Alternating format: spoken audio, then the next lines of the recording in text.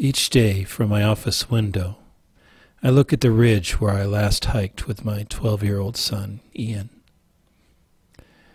There we had talked over the temptations and pressures that he would face as a young man.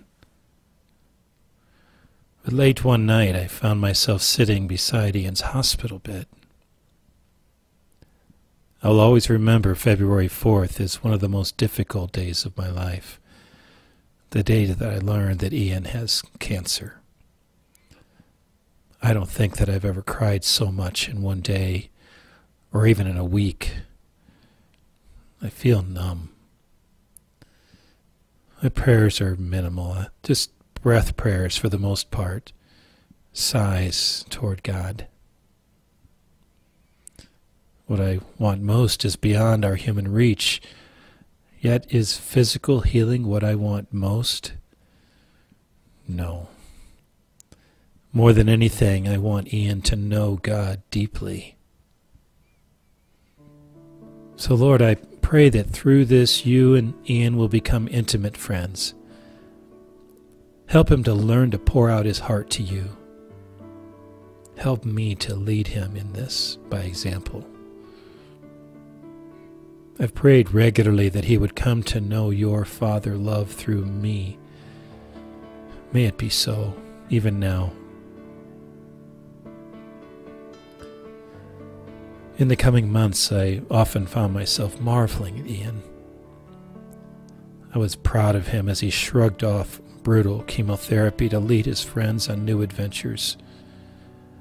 I was relieved as his courageous love won over the heart of his older brother who used to hate him.